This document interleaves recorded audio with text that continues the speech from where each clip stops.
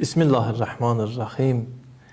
Bugün həm qanlı və rəşadət səhnəsi olan Kərbəla səhnəsinin ən gənc, ən uşaq, məsum imamı olan İmam Muhammed Baqir əleyhissalamın və eyni zamanda Hicri qəməri aylarının ən fəzilətlisi, ən üstün aylarından biri olan Rəcəb ayının başlanğıcı günüdür. Bu münasibətlə hər birinizi təbrik edirəm. Həm İmam Baqir əleyhissalamın doğum günü sizlərə mübarək olsun və eyni zamanda həm də fəzilətlər ayının başlanğıcı münasibəti ilə sizləri təbrik edirəm. Allah bu ayda bizlərə tövfiq bəxş etsin ki, ona layiq bəndəçilik edə bilək.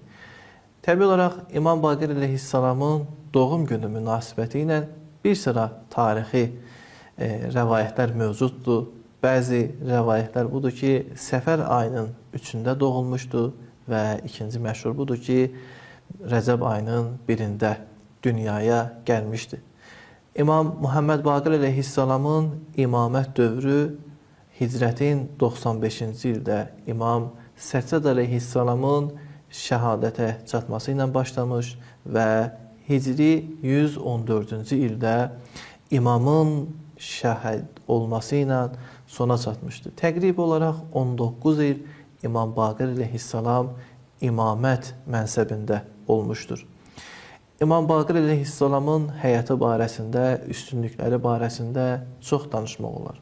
Onlardan da biri budur ki, İmam Baqir əleyhissalam heç bir şəxsin yanında dərs almamış. Heç bir şəxs belə bir iddianı edə bilməz ki, Baqir mənim yanımda dərs almış və mən ona İslam məarifini, həqiqətləri öyrətmişəm. Heç kim belə bir iddianı edə bilməz. Lakin İmam Baqir əleyhissalam İslam məarifini, elmi həqiqətləri, çoxsaylı məarifi bütün İslam dünyasına ərmağan etmiş, çoxlu şagirdlər yetişdirmişdir. Buna görə o həzrətin ləqəblərindən biri Baqiril Ulum Ən-Nəbiyyindir. Yəni, bütün peyğəmbərlərin elminin varisi, elmini yayan, elmini açandır. Belə bir üstünlük İmam Baqir əleyhissalam üçün ən böyük üstünlərdən biridir. Və eyni zamanda İmam Baqir əleyhissalamın yaşadığı dönəm Bəni Ümeyyə hakimiyyətinin sonlarına təsadüf edir.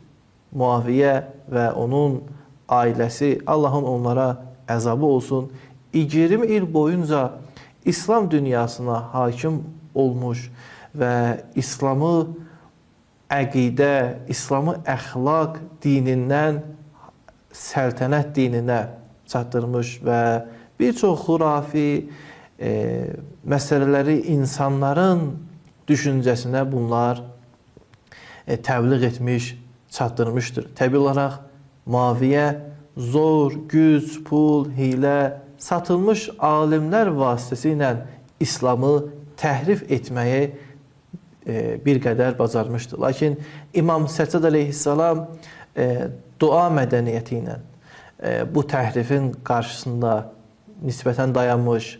İmam Baqir əleyhissalam isə bu təhrifin qarşısında elmi bəyan etməklə, elmi dərslər təşkil etməklə bu təhrifin üzərini insanlara açmışdır. Beləcə, ilk olaraq İmam Baqir əleyhissalamın dönəmindən başlayaraq İslam məarifi təhsil formasında, dərs formasında müsəlmanlara bəyan edilmiş elmi məsələlər insanlara çatdırılmışdır.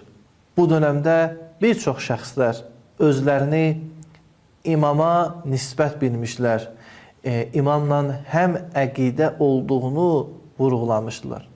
Onlardan biri, yəni bir şəxs gəlir İmam Baqir əleyhissalamın yanına, deyir ki, canım sənə fəda olsun, bizim yaşadığımız yerdə sənin şiyyələrin olduqca çoxdur. İmam onların əqidəsini soruşmur. Yəni, onların əqidəsi nədir? Bu sualı etmir. İmam 3 dənə ictimai, mənəvi sualı soruşur ondan. Həl yə'tiful ğaniyyu aləl fəqir? İmamın soruşduğu ilk sual budur. Sən ki deyirsən orada şiyyələr çoxdur, şiyyələr çox yaşayır. De görüm onların varlıları yoxsullara mərhəmət göstərirmi? Və imam daha sonra buyurur ki, yaxşıları, pislik edənləri bağışlayırmı? Və onlar biri-birlərinə yardım və fədakarlıq edirmi? Bu şəxs deyir ki, ya imam, xeyr. İmam bu cavabı eşidəndən sonra buyurur ki, ləysə haula eşşiyyə. Onda onlar şiyyə deyil. Əşşiyyətu mən yəfəlu hada. Şiyyə o şəxsdir ki, bizim tərəfdarımız o şəxsdir ki, bu üç işi görür. Üç iş bundan ibarət oldu ki, mərhəmət, sevgi onlar arasında olsun. Bağışlanma, bir-birinin eyiblərini örtmək, bir-birlərini təhəmmül etmək onlar arasında olsun. Yardımlaşma bunlar arasında olmalıdır.